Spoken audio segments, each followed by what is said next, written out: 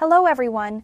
China's economic reforms and their implications for foreign investors are hot topics ahead of the upcoming third plenary session of the 20th Communist Party of China Central Committee, or 三中全会.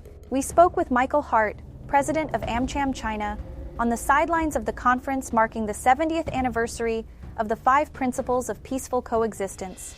Here are some key insights from our conversation.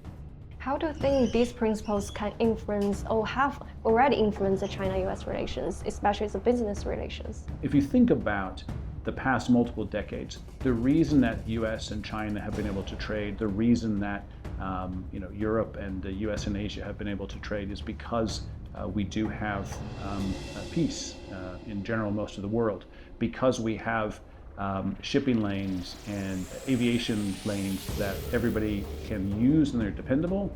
That's the basis for global trading systems. And so it has been working. We have all been benefiting from a global order where you can use the best from every region. That's important. You have been in China for almost 2 decades? Almost 3 decades. Almost 3 decades. So how do you see the evolving economic landscape in China? Yeah, so one of the things that China has done well is it set up a platform for companies to invest. For example, this concept of special economic zones or development zones. This is where most of the foreign investment has been in manufacturing and in sourcing.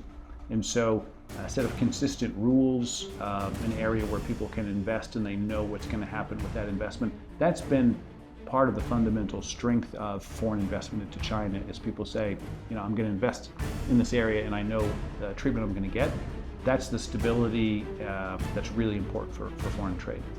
One of the things that happened during COVID was all of a sudden, not just in China, but globally, supply chains stopped working, factories closed, etc., and that caused a major hiccup for a couple of years. And so we're hopeful to get back to business as normal. And in most cases, we are back to business as normal again. And you see the global supply chains and manufacturing working again, and we're all profiting. How do you assess the current state of Chinese economy? Do you think it's collapsing, as some reports have claimed? I think the biggest challenge for the Chinese economy is that it grew so fast for so long that people didn't realize what a mature economy growth looks like. And so if China continues to grow at 4 or 5%, 5 or 6% a year, there's a lot of opportunities there. But I think that everybody has to adjust their expectations that we are not going to grow in China at 8% a year. And so I think China's biggest challenge is the normalization of growth rates. And so I think Chinese consumers need to realize that their money's not going to double in a year or two. Their housing price isn't going to double in 2 or 3 years. But there are profits to be made in China. Many AmCham China companies continue to be successful here. And as I said earlier, I spoke to one company yesterday that has very strong growth plans in China based on the economy. And so we're trying to help companies find those opportunities. Mm-hmm. As you just noted, there have been some tensions between China and US, and also it affects the business relationship between the 2 countries. There's a couple levels. One is political to political. So when the US government, Chinese government have some differences, they air those differences. When US companies and Chinese companies work together, we have to be much more practical, right? So we're not looking for areas of difference, we're looking for areas of cooperation. The United States doesn't agree with Europe as well on everything, but we find ways to trade. And so I think the relationship with China has developed in the same way. Can you give us a general picture of American business right now operating in China? China has continued to be, for the past few decades, a very important part of business for many US companies. Right? So many US companies depend upon China to manufacture. Many depend upon China to source materials. And then, of course, many sell to China. So when we do our annual surveys at AmCham China and we ask people how they're doing, it really depends by sector. So for example, those who are focused on the Chinese consumer sector generally are pretty optimistic. There are some who are in technology who are a little more nervous because this is an area where US and China have some tensions, where each has put restrictions on the other. And so when we talk to our member companies, the vast majority of them say they plan to continue to be here, they're finding ways to operate, and as long as they can, they'll continue to be here. even for people who say they want to see the US and China stop trading, I don't see it particularly practical, and it's not something that could even happen in the next sort of decade or so. So is China still the top one for American investment? It really depends sector by sector. Some companies certainly continue to see places to invest here and produce. One of the concerns in China is that China has become more expensive.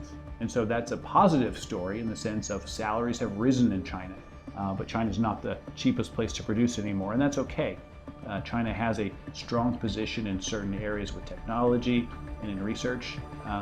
But China is not the cheapest place for everybody, and even Chinese companies are in some cases outsourcing to other places to find cheaper labor. So it really depends on your sector. And the Biden administration raised the tariffs on some Chinese goods. Compared to American business presence in China, there are far fewer Chinese companies right now in the US. How do you explain the discrepancy?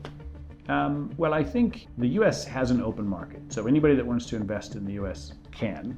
China has a relatively open investment market, and so US companies have come here to invest for decades, right? Partially because they saw a large market, partially because there was cheaper labor, etc. So it's hard to make a direct sort of comparison place for place.